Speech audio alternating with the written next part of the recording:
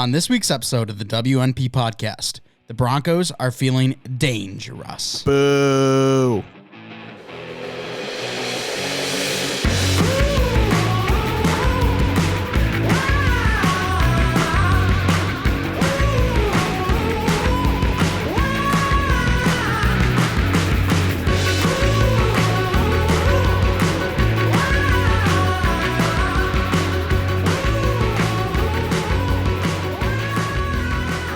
Episode 137 of the We're Not Professionals podcast. I'm your host, Mike Mitchelson.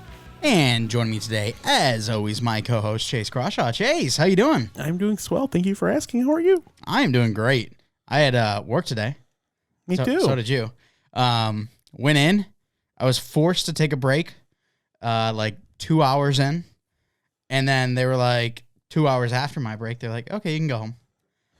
So I went home, took a nap, and now I'm feeling re-energized, pumped. Was it just slow? For a great episode. Yeah, it was slow, but also they scheduled too many hours, like, overall. So, like, the store only gets a certain amount of hours they can schedule or something. So Gotcha. They had that. So that's why they were forcing everyone on breaks. And then they came up to me and were like, do you mind if you, like, went home? I'm like, no. You being the rehire and everything somehow gets to go home before the people that have been there longer than you? Oh, yeah. Oh, that's nice. They were pissed, too, because it was so slow. When they told me it was in front of everyone, and everyone was like, oh, lucky. That's tough. It was great. But, hey, this is a free agency type episode. We are pausing our rankings for our wide receivers and tight ends and everything in the future when it comes to prospects for the NFL draft so that we can look at free agency because, as you should know, it's starting very soon. And Chase, I'll be honest, I wasn't looking forward to this episode. I was thinking I want to continue into our draft process. I want to keep looking at the pass catchers, which we have next week, until yesterday. Yeah. Yesterday, the NFL world blew up, and there is just so much to talk about. I'm very excited. Oh, it's awesome. You know, it's incredible. We do the Bolts broadcast, of course. Mm-hmm. Check out that show. It's a fantastic show. It's the best podcast out there. Of course, we're on it. But, you know, sometimes we struggle for content on that show because, yeah, like obviously we talk about the lightning stuff, but the NHL, there's not a lot of news that goes on in that league. Right. Like, there's really nothing extravagant. There's rarely ever big trades, especially in season. There's really nothing going on in off season. It's completely dead. But the NFL, they find a way. We have news every week to talk about, like a good amount, and it's great.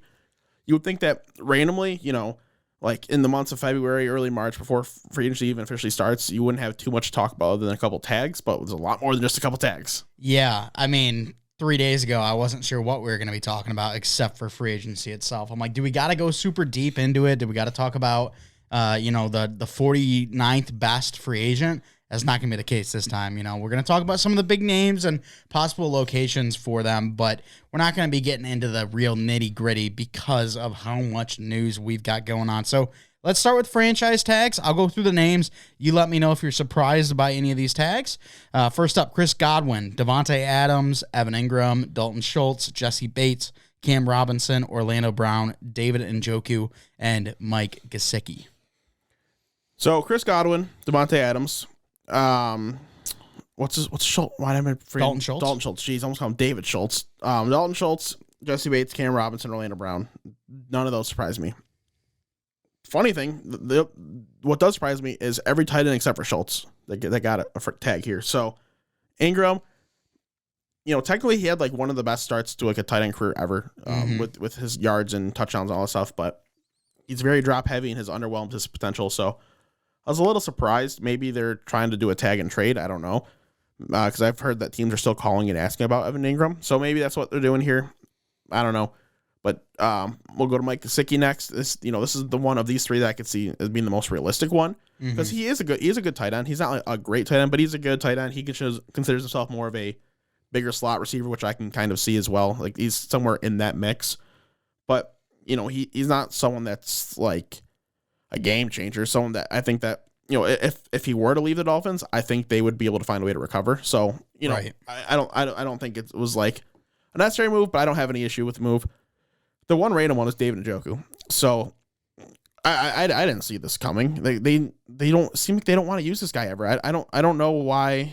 Like why even tag him? Like I don't know how much he saw the field last year, but like Austin Hooper was playing over him a lot. Like it's really strange that a guy you consider maybe your tight end 2 is getting a tag. It's strange. Yeah, and 2 years ago they spent big money on Austin Hooper. Yeah, like he's got a decent sized contract. It's not like it's nothing. And back to the Gesicki stuff. I know Johnny, who is a Dolphins fan, he was okay with just hanging on to Hunter Long and letting Gesicki go. And then, like you said, when it came to Evan Ingram, maybe he's still got a trade market. I heard he does, and especially at slot wide receiver, actually, because he is kind of a matchup nightmare with the size and athleticism. So who knows what's happening there. I really wish Jesse Bates didn't get the tag. I wish he just got a contract, but getting the tag doesn't mean no contract can come out of it. So obviously extensions can still be made with all of these guys. Seeing Devontae Adams on there, and then what we'll talk about in a little bit, it seems like the Green Bay Packers are still going to be in a fine spot. However, they got a lot of money issues that they're going to have to deal with. So if I remember seeing it right, like the rumored contract, which like that obviously was said to be false. We're going to talk about it later, but anyway, I'm going to bring it up right now because I don't want to forget. But there was supposed to be, the way money's being moved around, they're supposed to clear up some cap space. So I would have to assume whatever they're offering, they're going to try to clear up some cap space, have it be less of a cap hit for this year, and then try to run it back for one more year, and then kind of adjust the following year. I think that's what would make the most sense. But I don't know. I guess we're going to see, right? Yeah, I guess so. And then Chris Godwin, dude, I tweeted it out on Twitter. Any Mike Evans and or Chris Godwin owners were desperately wanting to see Chris Godwin move on. I had a question. What's that? What about the poor saps that own both in the same league? I said and or. Yeah, that's tough. We're desperately rooting for Godwin to go to new pasture and be the wide receiver 1 on a team. Not the case. Now, Mike Evans and Chris Godwin are going to have to share targets from Kyle Trask. I don't know. You got to think they're in the QB market with. But so many people are in the QB market, and there's not enough QBs to go around. That's the big problem. I know. Isn't it funny how we were looking like coming into after last year's draft? Like, man, the options are like for quarterbacks, team leading quarterbacks. It looks like it might be shrinking up here pretty quickly. But no, we've seen a couple guys really drop off. Yeah, it's surprising. All right, let's go into some contract extensions. We got 2 of them. We'll start off with Harold Landry with the Tennessee Titans, 5 years, $87.5 million. He had a really good season last year, getting 12 sacks, 75 tackles, a lot of QB pressures, including 22 QB hits. It was really a big breakout for him, and Tennessee Titans paid him for it. Yeah, I mean, can't say he didn't deserve it. I like Harold Landry. I think he's a pretty good ball player. So this is about, pretty much where I expect a player of, like with what he's put on the field to be. So I really don't have too much of an issue. I don't know about you. The Titans are obviously a team that is, a little more like focusing on their defense because, their offense, it's very one-dimensional. So the defense has got to try to be as dynamic as possible. So, signing him to this extension makes sense. Yeah, I only look at or compare him to the Trey Hendrickson deal with the Bengals last season. Hendrickson got 4 years for $60 million, so a little bit cheaper on the old annual. And I know Harold Landry, I think, got triple or quadruple the amount of guaranteed money that Trey Hendrickson got. So Trey Hendrickson got that little guaranteed money? Yeah, I think people weren't a believer after his one season with the Saints, Which is fair. Yeah. Because they didn't do much prior to that. Right. And he comes over to Cincinnati and just happens to be one of their best players and finishes top 5 in sacks. Hendrickson did have more sacks than Harold Landry too, but as we know, the market continues to rise as the years go on. So I think it's decent for Harold Landry. We'll see if he can continue to produce with the Tennessee Titans. Let's now move on to your boy, that being Mike Williams with the LA Chargers. He really had his breakout this past season. Did slow down a little bit at the end of the year, but overall numbers still by far the best he's had in his career. Yeah, 3 years, $60 million contract. I mean, the reason he slowed down because he was getting more coverage than he was commanding earlier in the year because people were realizing, wow, we all knew how good he was, but he's actually staying healthy too. So we wouldn't have to worry about him getting hurt on a big play. We got to make sure that he's covering, not getting the ball. That's kind of what I think happened. But I really wanted Mike Williams on the Lions very, very badly. He is one of my favorite receivers in the league, if not honestly my favorite. I think he's criminally, coming into the year was criminally underrated, and he steps up, has a pretty good year, and, it made me happy to see. But knowing that this is what the price tag was, the Lions are much better off without him, because you got to think in free agency, if he's getting $20 million not leaving, he's getting $23-24 million in the free agent market. Yeah, and that's more than what Kenny Galladay got last year with the Giants. So, I'm happy for Mike Williams. I think this works better for him anyway, and honing him in multiple dynasty leagues. So it's going to work out better because now he is going to be tied to Justin Herbert for at least the next 3 years. It's going to be good for him, good for Herbert, good for the Chargers. It definitely works out for everyone. It's tough now for the teams that are wide receiver needy though, because you got Devontae Adams off the board, Godwin off the board, Mike Williams off the board, Michael Gallup likely off the board, with the rumors that Dallas would rather move with Michael Gallup and CeeDee Lamb than Amari Cooper.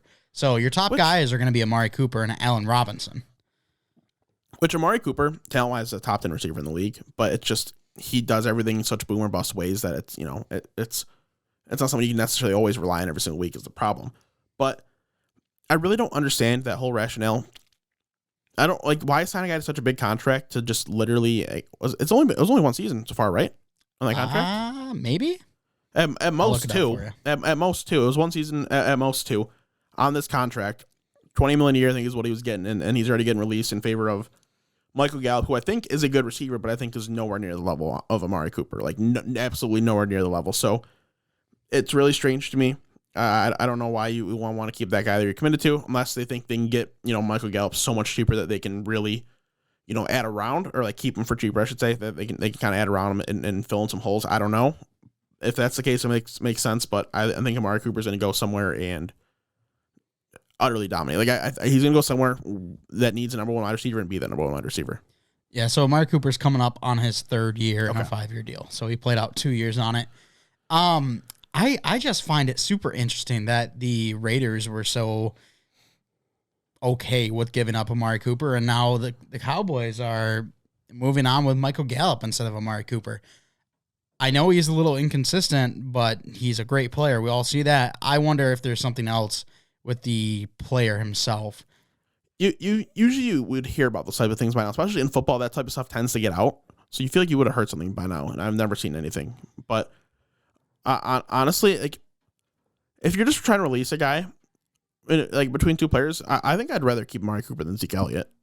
I would too, and I'm sure it's a similar type of cap type hit release if you release the one or the other. So I really question this whole decision. I really do. Yeah, I was telling you about how, or I always tell you about how I think Zeke is the second best running back on the team. I still don't even want to go there, but I do think Tony Pollard is better than like quite a few starting NFL running backs. So, yeah, interesting there. The next highest name that isn't Amari Cooper, Allen Robinson, and there's one more. Sorry, A-Rob to Detroit, by the way. Oh, you think so? I actually firmly believe if I could put money on it, I would bet money that he signs in Detroit over anywhere else. Oh, so he's a Michigan kid. It's true. If I'm not mistaken, I think he went to Cass Tech early on, and then I think he went to IMG afterwards. But anyway, beside the point, like he's a Michigan kid. Things haven't worked out, in the last couple of years. At this point, he can go somewhere he can get paid, which is going to be Detroit. They can offer him the money. Right now, it's Jared Goff, and Jared Goff can either prove he's the guy, or they draft someone this year, or they draft someone next year. It's the only three options. Nothing else is happening with the Lions. So he's going to have either Goff step up to the plate and have a quarterback he can work with, or he's going to have a young quarterback come in again, but someone where he would really be the number one option. Like as great as Amon-Ra is, he's not a number one type receiver. He's much better as a number two type receiver.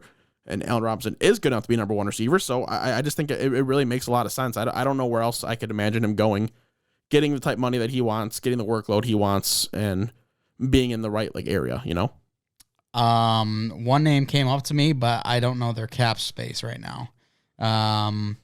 Probably wouldn't work, but the Las Vegas Raiders, because they use the hell out of them. Las Vegas is a great area, but I mean, does he really want to go 9-8 and still be fourth in the division every year?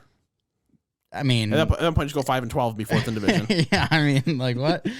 The top three wide receivers would be Allen Robinson, Amari Cooper, Odell Beckham, but then you start getting into your... And OBJ signing him back in LA anyway. I will call that right now. Then you get Juju Smith-Schuster, Russell Gage, Christian Kirk. You can consider Cordell Patterson a wide receiver if you want. No. So, like, the if we're going, bountiful wide receiver market what are you sorting by the way? Falling off pretty hard. I've got... Who's the guy who wrote it? Greg Rosenthal. He's got his top 101 free agents. Okay. Yep. So in Spot Track, you can do it by like your 2021 average salary. So doing it that way, it's Allen Robinson, Devontae Adams. Then we're leaving out Will Fuller, Jamison Crowder. I think is going to do better than he did with the Jets. I just don't think it was meant to be with Elijah Moore coming in. So I think someone else will give him a cheap deal and he'll do it right. Sammy Watkins is another option too, of someone that I think is going to get another opportunity somewhere, and maybe even AJ Green can still show he's capable, because once he started getting a little more work with the Cardinals, he showed he's still a quality NFL receiver. Yeah, I don't know, but at the end of the day, you've really only got none of those names excite me. Yeah, so I mean, like, if Will Fuller could stay healthy, that's an exciting name, exciting player, but he can't do it. If Juju Smith-Schuster can figure it out. Yeah, but if he can go back to year 2 form, I wouldn't be shocked if he just returns to Pittsburgh. That would be the least surprising thing ever. Mm-hmm. But it would be very annoying as well. Yeah. All right, let's now talk about another wide receiver, one that won't be seeing the field at all next year. Well, hopefully he does. Hopefully there's a dispute and he can win. But Calvin Ridley with the Atlanta Falcons, anyone who owned him in fantasy knows the situation that, he decided to take some time off to focus on himself and bettering himself. However, during his time off, he was betting on some NFL games. So that means a full season suspension coming up this season. What are your thoughts on that? Plain and simple, it's in the rules of being an NFL player. You cannot, and just a pro athlete in general, you cannot bet on the sport that you are competing in. I don't know if you can bet across other sports or not, but I know for sure you can't obviously bet in the sport that you're playing in. So I don't feel bad. It's very clearly stated you can't do this, and doing so will result in automatic suspension. So people that are saying like, oh, he shouldn't be suspended, just give him money. It's at the end of the day, there's ethics issues on the line there. Right. That's where the problem lies. And sure, you can go back and say, well, why aren't people who are abusing their children or wives getting season longs? They get 2 games, 4 games, and that's a fair point, and that's something that the NFL should look at better. But as of right now, you can compare it to that, but you can't say that like they made the wrong move by suspending Calvin Ridley, because they didn't. They made the right move. Right. The only problem that I have is how long it is in comparison to other situations that we see. And there's not really much you can do about that. That's all in the NFL and all of whatever committee they go through to figure out how many games that team should take. So I thought of this type of compromise. I don't know exactly like what it equate to, but maybe instead of being suspended, the players that are gambling on the league, they have to forfeit they have to forfeit half their salary for the season or something like that, where they can still play in the games. Like, so they only get like half their game check normally every week. If they did something like that, that would heavily entice players not to gamble, because you don't want to lose all that money, but it's not going to like stop a guy from playing. I don't know. I don't know if that's a good solution or not. It was just something I was thinking of, because a season long does suck. It is long. Yeah. Absolutely. I wanted to look at Calvin Ridley's contract real quick, because he came out and said that he bet less than $1,500. Yeah. When it came to, what was he using? DraftKings, I think. Yeah. But overall, next year he was going to make $11 million. So he bet $1,500 and lost $11 million. That's quite the hit. Bad odds. Yeah. Bad odds right there. If that happened to you, would you stop betting forever? Yeah, I think so. Not gonna lie. Yeah, that's pretty bad. All right, let's go to the quarterback carousel, because this is where it hits the hardest when it comes to all of the news. We'll start off with Aaron Rodgers. I think the least exciting, the least crazy that we've seen so far. Aaron Rodgers coming back to the Packers. No big surprise here, at least in my mind. I know some people thought he was for sure gone.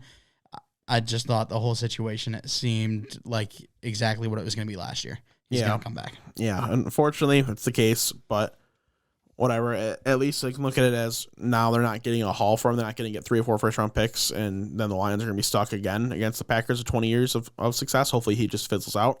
But now it really brings the question, was the Jordan Love pick the worst value selection in NFL history?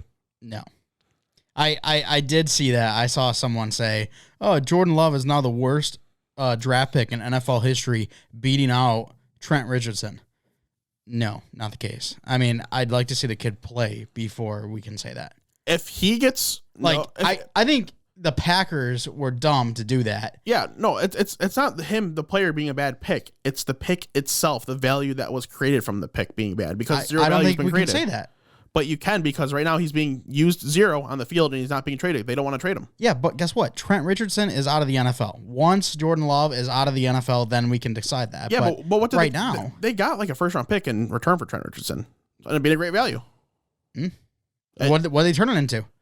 I don't know. Johnny Manziel. Did they actually? Is that what it was? I think it was Johnny Manziel. Oh, that's funny. So I get people's argument, but I think it's dumb to label Jordan Love as the worst pick in NFL history, just because he very well could go to a different team and have a solid career. Yeah, I'm not saying he's the worst pick, but like I'm okay with hearing the argument from people. Yeah.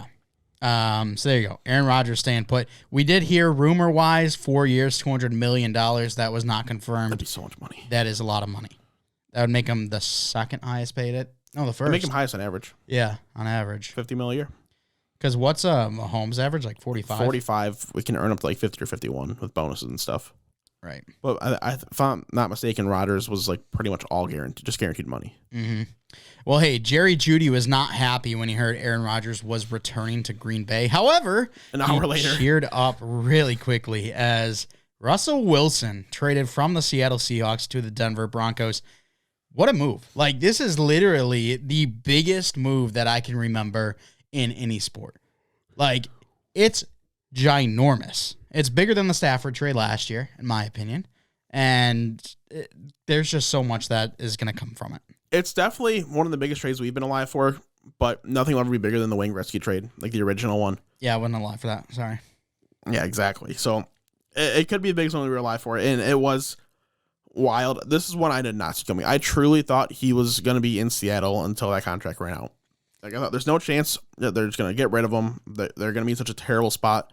Well, sure enough, they get, like 4 total picks and a few players? So it was 2 firsts this year and next year's first, this year and next year's second, and then a 5th this year and then Noah Fant. I've got it pulled up here. Yeah, pull it up. Because there's also a defensive tackle, I believe. Yeah. I think begins with an O, doesn't it? Shelby Harris. Nope. Shelby Harris, same thing. So Drew Lock, Shelby Harris, Noah Fant, the 9th overall pick, next year's first round pick, the 40th overall pick this year, next year's second round pick, and then the 5th overall pick for Russell Wilson and a 4th this year. So the Seahawks are fully officially rebuilding because with this trade, they also released Bobby Wagner. Yep. So they're listening to trade calls and Tyler Lockett as well. They're 100% in rebuild mode. They have to. You can't try to be in compete mode when you're losing your 2 key players. So it's gonna be interesting to see what they do. They got a pretty fair haul. It's hard to say that a team trading away a franchise quarterback's ever going to win in a trade because at the end of the day, the quarterback's so important in sport. But in terms of getting return value, I don't think you can do much better than they currently did. We also didn't say Drew Lock was in that trade, did we? Yeah. Did you say that or no? Yeah. Okay, I just tuned you out because I didn't know how bad Drew Lock is. Mm-hmm. But we were laughing about it today with one of our coaches. How funny would it be if Seattle decided we need a transition quarterback? Why don't we sign Teddy Bridgewater and Noah Fant as Teddy Bridgewater and Drew Lock again? I would be so annoyed. That would be so terrible. I took DK in a dynasty startup that I did like a month ago. Ow. Yeah, it hurts. Ow. It hurts. As a very, very proud owner of shares in Jerry Jeudy, Javonte Williams, and Albert. Oh, I can't freaking wait. This is going to be so awesome. I have not heard from Derek yet.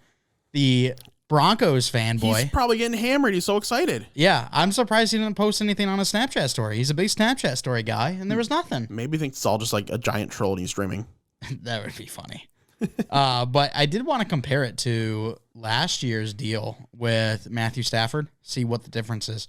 So we mentioned what Russ went for, 2 firsts, 2 seconds, a 5th, and then 3 players. Matthew Stafford went for 2 firsts, a 3rd, and Jared Goff. Do you think that the difference is just made up between the difference between Stafford and Goff, or do you think that the market did increase this year as well? Oh, the market did increase. Like, people are looking back and say, oh, wow, now seeing this, the Lions got fleeced. Well, like, yeah, you can say the Lions got fleeced back then, but, like, you can't say anything changed now because, sure, comparatively, it's going to look worse because Russell Wilson is not going to return less from Matthew Stafford. If Stafford got traded after Russell Wilson, Stafford would have gotten more. Like, that's just the reality of how this QB market works. Teams see, all right, they paid this much to get this guy, and they've already had him for a year. Well, now we're further into the future. We have this guy. We need to get a little more to really make it worth our time. So, sure enough, they get a little more. So, it's nothing that the Lions did a bad job. I think that what the Lions got in return was, perfectly fine, but it does work out great for the Seahawks. I mean, as great as it can if they're going to trade their quarterback, because they probably shouldn't have traded their quarterback. And you were talking about how the Seahawks are in complete rebuild now. Well, that's what we know of as of right now. Dov Kleeman, he tweeted out that the Seahawks may be interested in trading for Deshaun Watson. Which would be just a waste of everyone's time. If they go out and trade for Deshaun Watson, that might be... I don't know who the GM is for Seattle, but like he needs to go immediately. And it's just like this is a bigger screw up than the Bill O'Brien, David Johnson for DeAndre Hopkins.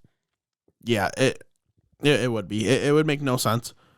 I really don't think that part is true. I firmly don't believe it is. So I would have to guess that D Watts will end up elsewhere if he does get moved, and Seattle will go and rebuild. Maybe they'll draft, Malik Willis, Matt Corral, Kenny Pickett, one of those guys this year. Yeah, maybe. They now have the 9 overall. That's the one thing that really helps, like in that value of that trade too, is they got a current first round pick instead of a future first round pick. Like the Lions, they got 2 futures, and now the Seahawks at 9th overall. If the Lions would have gotten like a top 10 pick as well, it would have been an unreal trade. The Lions need to take Malik Willis if they want him at number 2. Yeah, 100%. And there's no option now. If they want him, he's going to be gone by 32, or even if they try to trade up, they're going to need to trade up back into the top 10. I'm in the boat now where the Lions, the only one I really want at this point is Malik Willis, because they've made it seem pretty clear that Jared Goff's going to start this year regardless. So why take another quarterback? Take Malik Willis. Do not draft any others, and you only take him if you're sure he's your guy after next season. Like 100%, he's the guy. Jared Goff is done. Don't care what he does. Malik Willis will take over. And I don't know how much they believe that. So the best move is to trade down from that spot, because somebody is going to be interested in trading up above the now Seahawks pick here. Because if he's still there at Seahawks pick, they're grabbing him. And I guarantee you teams that have picks below them want him. Yeah. Well, let's talk about a team that was in the QB market, at least as of our QB rankings recording, but no longer is, and that is the Washington Commanders, as they just went out and got Carson Wentz. The return for that was 2 third-round picks, one this year, one next year. The one next year does have the possibility of becoming a second-round pick if Carson Wentz does play 70% of the offensive snaps for the Washington Commanders. So, I'm seeing a lot of hate, and I'm like from Commanders fans, I should say. And then I'm seeing a lot of celebration from Colts fans. We've got Chris, our Colts buddy. He said, let's freaking go. There's always some poor sap who wants your leftovers and willing to pay a decent amount. So, decent is 2 third-round picks, I guess. And, Carson Wentz does have a big hit. He got $28 million in cap space, but I'm just thinking, if I'm the Colts, who am I going to get that's better than Carson Wentz that's going to be cheaper than him? I don't know, man. They got to be in the market of drafting a quarterback at this point, right? Like, unless you think you're somehow going to be able to trade for one of these quarterbacks like Jimmy G or D Watts. Even if you go for Jimmy G, I think Carson Wentz is... So Jimmy G is getting $27 million, where Carson Wentz is getting $28 million. Not a huge difference there. Carson Wentz stats last year... 27 touchdowns, 7 interceptions, 3,600 yards. Jimmy G, 3,800 yards, 20 touchdowns, 12 interceptions. I don't think by any means Jimmy G is levels ahead of Carson Wentz. And I honestly, if I had to take a quarterback right now, I think I'd rather Carson Wentz than Jimmy G. I don't know. Were you at Johnny's when we were talking about this? I don't think so. Okay, because we were talking about the two quarterbacks and what we see. And I think Johnny was with me on the Carson Wentz side. I think there was only one person who chose Jimmy G. Just because if you're a team that needs offensive production and maybe your defense isn't as talented as some others in the league and you need that offensive production, you're getting more boom from Carson Wentz than you are Jimmy G. Yeah, then you're also getting a lot more piss away the games. You aren't, because he only has 7 turnovers compared to Jimmy G's 12. You know why? Played less. He didn't. He played 17 games. Jimmy G played 15. No, he didn't. I've got the stats right here. Didn't he get hurt in like 3 of the 4 of the games? I don't know. I could be remembering like previous seasons for all I remember. Well, he had 516 attempts compared to Jimmy G's only 441. Ooh. And he had Jimmy turnovers. G's trash. We know this. Trey Lance is the number 1 quarterback in that team. So I just think that if you are a Colts fan, you can't be confident going into the season or going where you are right now without a quarterback. Like, I think Carson Wentz it's better to keep him than give up. You're probably going to have to give up at least 2/3 to get Jimmy G if that's who you want. If they can give up just 2/3, like literally just swap those picks, call it a day, that's fine. Like, I would not do that, though. Carson Wentz straight up for Jimmy G? Swap? No. But here's the thing. They can't draft a quarterback this year. I just realized. Because they don't have a first-round pick. Because they made the horrible trade of getting Carson Wentz in the first place. See, I think they're in a worse situation now than they were a day ago. They are. But at the end of the day, if they are in the situation, they have to commit. And if they just flip those picks because they think Jimmy G's a better option than Carson Wentz, if it's just like, that's essentially just trading Jimmy G for Carson Wentz straight up if they can just move those picks. And that's perfectly fine if you think you can still compete with what you have given with Jimmy G as your quarterback. But you got to learn pretty quick. You got like a year to figure. You got a year of trying them out. And you can't give up more than what you got in return. You just flat out can't. Yep. And the 49ers are not taking less than what they got in return. Right. Now that they see Carson Wentz got 2/3, they're absolutely not taking less than that. Yeah. So, it's very interesting for the Colts. They're not going to be on their 5th straight year of a different quarterback. Obviously, Andrew Luck back in 18, 19 being Brissett, Phillip Rivers last year, Carson Wentz this year. And then a new quarterback that is not known will be the starter next year. What a shame. Let's talk about the Commanders. How does this affect the Washington Commanders? I think it's an upgrade from Taylor Heineke. Well, sure, yeah. It's an upgrade from what they had. I think Terry McLaurin is better than a top 29 receiver now. Maybe like Terry McLaurin is always better than that, but fantasy-wise, yeah, maybe not. And I think that they have a better chance if the team can just stay healthy. Like, the defense needs to perform well, but I don't think this skyrockets them to the moon or anything. No. They're definitely better off than they were beforehand because Taylor Heineke ain't the dude. Like, he just really isn't. But at the same time, Carson Wentz has kind of shown that he really isn't either. I would have rather them draft a QB and, develop them. So maybe they're still trying to do that. Maybe they think that, we want Malik Willis and we're going to trade up to get him, or we want Matt Corral or Sam Howard or Desmond Ridder or Carson Strong or Kenny Pickett, whoever the hell they want. It doesn't matter. Maybe they feel like they can get him and leave him sitting for a year, give Carson Wentz a shot, because really 2/3 is not it's not a deal breaker. That's right. It's decent value, but to get the most important position in football, it's really not too bad at all. So if they try him out and he doesn't work, and then you have this development guy, great. And if he does work, then all of a sudden you can trade this guy that you tried developing. So maybe they try to do that. That's really the only way. So it all makes sense to me. If they just go without adding a quarterback in the draft or in free agency, it's going to be a little strange to me because I don't know if I can, fully trust Carson Wentz to go a full season and be productive enough. Yeah, I feel like Kenny Pickett was the right pick for him. Personally, I'm a big Kenny Pickett guy. Sure, he's got small hands. I've actually got bigger hands than him. Oh, not a big deal. NFL quarterback. We measured our hands because he came in at 8.5, right? Yeah. Yeah, I'm 8 3/4. Oh, Not a big deal. Oh, wow. Look at this guy. You know what they say about big hands? Big gloves. Big gloves. That's right. Graham and Johnny both coming in at 8.5. So they got wee little guy hands, but that's okay. That's tough. I got 10-inch hands right here. At least. So I just thought the Commanders should have gone the younger route because I didn't honestly see them actually going out and making a move. Especially for one of the big guys in Aaron Rodgers at the time, which obviously we know never was going to happen. A Russell Wilson, a Deshaun Watson, just didn't see that happening. So why not go with a young guy compared to a Jimmy G or a Carson Wentz? They decided they thought Carson Wentz would be the better option. And hey, I'll give it to them because in a very competitive QB market right now, they went out, they got the guy that they wanted. So I will give them that, but I think it would have been better if they maybe went to the draft and address their quarterback there.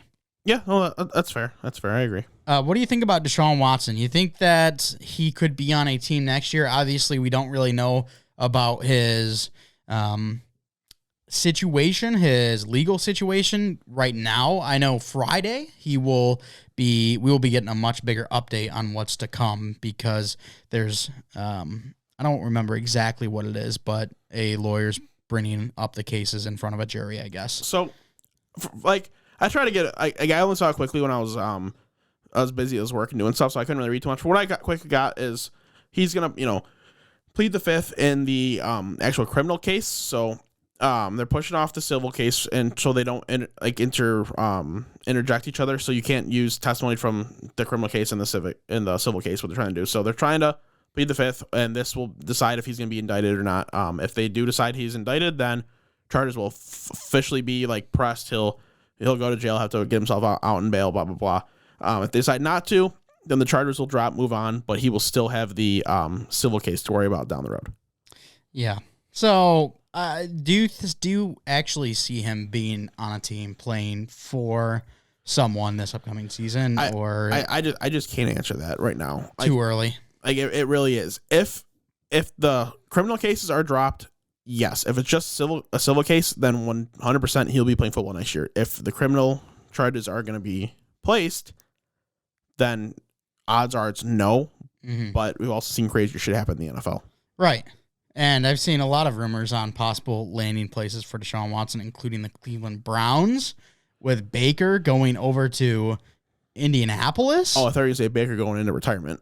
Wait, no. It was Baker going to Minnesota and Kirk Cousins coming to Indianapolis. That would be hilarious. Please. That would be absolutely hilarious. I'm so ready for the Lions to not finish the last next year in the division. So there's still a lot of teams out there in the QB market. Wait. I own Justin Jefferson. No, let's not do that. I'm okay with it. No.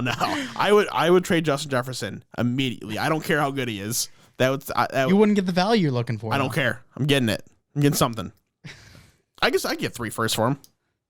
With Baker? Yeah. Are you kidding me? You see some of the trades I can make with people in that league? They're all chumps. What league? Johnny's league? Yeah.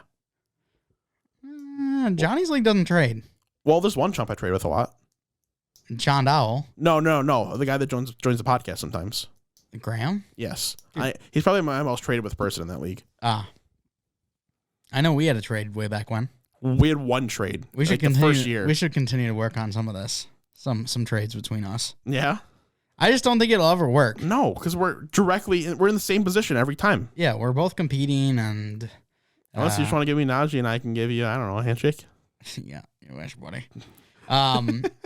So who else out there is available when it comes to the QB market? I just mentioned Kirk Cousins. He's out there. Jimmy Garoppolo, we know, is out there.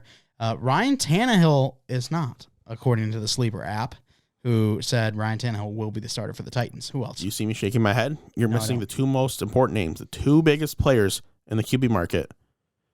Mitch Trubisky, Marcus Mariota. I will bet you a hefty amount of nickels that both those guys start multiple games next year.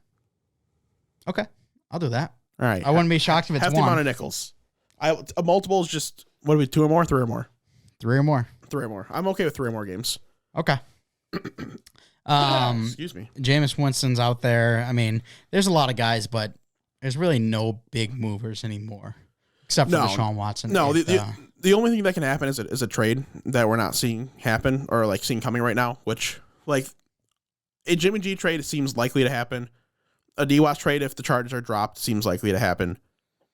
And then that's about the end of like the quarterback movement. Mm-hmm. Then it's just those, the Trubiskys and the Mariotas if one of the teams want to give them a chance. Right. Which somebody will. I think one will definitely get a chance, especially Mitchell Trubisky. I've been hearing a lot of hype around him. I know teams were actually talking about Mitchell Trubisky at the Combine, which means something. So I wouldn't be shocked about that.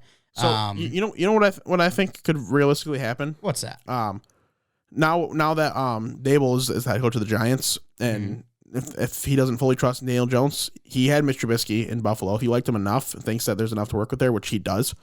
Sign him. And the second Daniel Jones starts faltering, you start Mitch Trubisky. And if he falters, then you know you got to draft a quarterback the next year. They are like the exact same quarterback. They are. But one guy might be better in the game. But I very realistically could see that happening and seeing Mitch Trubisky start multiple games in New York for that. Could be. And then Mariota's just going to take the job in New Orleans and win the Super Bowl. But you don't think Jameis Winston is coming back? You think they're going to go for the second round pick instead of the first round pick back in 2015? Yeah. No, because Jameis is going back to the Bucs, obviously. You didn't know that? No, I didn't. Oh, okay. Well, now you know. Yeah, what are the Bucs going to do? Are they set with Kyle Trask? No. Yeah. They are very clearly not. Like, he was active for like 2 games last year. They made Blaine Gabbert the freaking backup over him. Yeah, I know that there's a lot of talk that Kirk Cousins could be on the block and stuff, but if you're Minnesota, like, or at least if I'm Minnesota, there's no way I'm getting rid of Kirk Cousins looking at the rest of the QB market. The only way to get rid of him is if you're committing to a rebuild. Yeah. Or if I can get Deshaun Watson. Yeah, of course. Those are the only two. But like I'm going to say that's unlikely. So you have to commit to a full rebuild at that point. And if you can get a good return and you're prepared to make the rebuild, then sure, why not? They probably are in a position where they should anyway, honestly. Because right now they're kind of stuck in that like very middle territory. They're like the Calgary Flames. You just can't win. You just can't lose. You're just kind of there. Right. So at that point, a lot of those teams, it's because they're afraid to commit to just losing for a couple of years. And maybe Minnesota's at that point. So maybe trading Kirk does make sense. But I don't see it happening. Yeah. So who knows what's happening with the QB market. We'll keep you guys up to date on that one. Let's go over to free agency now. Talk about some of the top names out here. I think the number one name I want to look at is J.C. Jackson. This was a guy I fully expected to get the franchise tag. It didn't happen. So he is a free man walking out of the New England area. I'm going to be going somewhere else. I did see a tweet that I, for some reason, didn't save. But apparently the Cincinnati Bengals are one of the teams that are very interested. I've got the rest of the teams here. Come on, where is it? I don't know. Where is it? Okay, whatever. You'll just have to talk. J.C. Jackson, okay, here we go. The Chargers, the Bengals, the 49ers, and the Dolphins. Those are the main 4 teams that should be interested, according to Schultz report. But I would say those last 2 teams make the most sense. The Dolphins? Yeah. The Dolphins are already paying so much money between their 2 corners. Yeah, I guess that's fair. So I guess the third team makes sense, the most sense to me. And the Bengals. No, not really. I don't know. The Bengals could really spend their money elsewhere first. But I could see the 49ers being a good fit. That it's a team that even with Trey Lance started next year, they still consider themselves, strong contenders, and they could really use some cornerback help because their corners are just, a bit underwhelming. So I could see that being a good fit. 49ers currently have negative $4 million in cap space. I don't see that being a good fit. The Dolphins have $51 million, so that could be a possibility. The Bengals, $34 million. Wait. That negative $4 million is with the raise in the cap too. So they were just like negative $20 million the other day. Yes. And then, who was the other team that I said? The Chargers? Yeah. They are currently $56 million in cap. Then that of those 3, I actually might think that I assume the Chargers were a lot closer to the cap, but right. I don't know. So if the Chargers have that much room, then I would maybe say the Chargers would make sense and really pair, someone with Asante Samuel. So you have Asante Samuel, J.C. Jackson, and then Derwin James as your top 3 DBs. I would not be shocked. Well, no. I'll say I would be shocked if the Bengals went and got J.C. Jackson, but if it happened, like, I think they easily are able to sign other people as well. Like, I know one guy that I follow with the Bengals, he was saying it's not likely that J.C. Jackson's coming to the Bengals, but if he does, they're still going to have money to sign 2 offensive linemen and bring back Quentin Spain. So that's I mean, I think the Bengals are going to be... They got to be aggressive. I think as long as they do, if they act how they're supposed to, they will be the biggest winners of this free agency this year. Should be. Because they have enough cap and enough spots to fill in after coming off a Super Bowl run where they could just add a few pieces and be back to being immediate contenders. You know, it's exciting for both of our teams. We're in 2 completely different positions, but they both have money to play with here in free agency, and they both plan on being aggressive in acquiring players. Like Brad Holmes and Dan Campbell, they talked about this, you know, year 1 is laying the foundation, building the culture. Year 2 is the player acquisition. It's all about acquiring the players through the draft, through free agency, through trades, whatever you got to do, getting those right players in play. So years 3 and 4, you're really starting to begin to fight for that true playoff spot. So this is the year that the Lions are supposedly supposed to be pretty aggressive. So it's exciting. It really is. And, you know, I obviously you didn't see their names in that, you know, conversation for J.C. Jackson, but I would love that they got J.C. Jackson. I think that's a fit that can make sense. They don't have a true number 1 corner at the moment. You know, you're hoping Okudah can be that, but the guy, an underwhelming rookie year, then got hurt, so who knows what could really happen. You know, I do think they need to add a corner somewhere. If they could add one like that, that'd be huge. But obviously, I don't see it happening. Another player that you guys could be on the lookout for is newly released Jordan Hicks. The Arizona Cardinals are releasing Jordan Hicks. Did that just happen? It just happened. Last year, registered 118 tackles, 4 sacks. One of the better linebackers on that team, but we know that they have invested a lot of draft capital into linebackers over the past couple of years. So they're letting go of Jordan Hicks, letting the young guys play. So Jordan Hicks will be hitting the market. So do you think that means Isaiah Simmons? Like, I know he played a lot more safety this year. Do you think that means he plays a little more linebacker? Yeah, I think him and Zaven Collins will see a lot more time next year. Yeah, which, like, Isaiah Simmons actually saw a decent amount of field, like, playing time this year, more than people truly think he did. And then Zaven Collins didn't really see much. But I think it's going to be the same thing as how Isaiah Simmons was. It was a slow transition. He'll be good to go. So that definitely makes sense. Let's talk about now the biggest group of free agents. I think that easily being offensive linemen. You've got a lot of studs like Teron Armstead. I know you got Ryan Jensen, who's a center from Tampa. You've got Brandon Scherf there. There's a lot of names out here, including vets and younger guys. So what is the market going to be for some of these guys? Do you think Teron Armstead can be like the new highest paid offensive tackle, or you think this is just going to be a class that kind of goes under the radar, even though it's so deep? It's good enough where someone's bound to get, 1 or 2 people are bound to get paid a ton of money. And someone very well could be the highest paid lineman. I would not be that surprised. Maybe not warranted, but because what you got to pay, what you need to protect your quarterback, I could see it happening. And, you know, Teron Armstead is obviously the biggest candidate of this, in my opinion. So I could see him, you know, I don't know what the current highest paid, left tackle is in the league, but he's not going to make less than $20 million a year. Right. Like, he's gonna get paid some pretty big bucks, and reasonably so. It's a very important position for the quarterback, for the offense. So I think that we're gonna see offensive line dry up very quick. It'll be, you know, on the first days of free agency, you usually see, like, right away some, you know, 1 or 2 big signings and a lot of smaller signings, and then some of the bigger names sign it after, you know, a day, 2, maybe 3 or 4. I think we're gonna see these offensive linemen actually go kind of quick, especially the top end ones. Yeah, I'm trying to count to see how many there are in the top 50 here. I'm through 50 through 20, and there's already 9 offensive linemen that are here. So it looks like it is 13 offensive linemen in Greg Rosenthal's top 50. So pretty good. Definitely a good class. I would love to see Teron Armstead come to the Bengals. Will that happen? Who knows? But I have seen that Teron Armstead has some interest from teams down in Florida, that being Jacksonville and Miami. Miami would make a ton of sense. I mean, They need that offensive line help. They have a lot of money on a lot of money available, I should say. But the Jaguars one, I don't know if that makes sense now after they franchise tag Cam Robinson. No chance. I think that was probably going off of if they hadn't franchise tagged him, I would assume, right? Yeah. And it's the same thing, you know, if they didn't franchise tag him, they were going to, you know, we're going to talk about this in a future episode, but, you know, Evan Neal or Ike Ekwonu, one of those guys were kind of the favorites to be first overall. That has definitely changed at this point now. But I can't imagine that the Jaguars are major players on the tackle side. Maybe interior a little bit. Like their guards could use a little bit of help, I guess. But like I can't imagine that they're too big of players on the tackle side of the game. I'm still we haven't done our offensive line rankings yet, but I'm still a little shocked when I see people that have Ekwonu over. I know. I gotta really dive in on the film on that one. But like from the little bits that I have seen already, it shocks me. It really does. It seems like it's I don't know.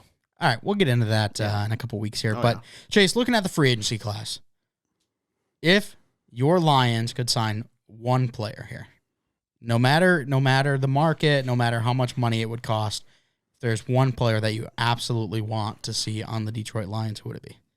I'm gonna say Tyrann Mathieu. Oh, okay. Because they really, really, really need safety help, and I'm a big fan of Kyle Hamilton, but I am scared to take a safety second overall. So I would rather them just sign a true, proven stud safety in Tyrann Mathieu that's going to hold the spot for the next 3-4 years and have no issue, and then they can do what they want at that second pick instead. Yeah.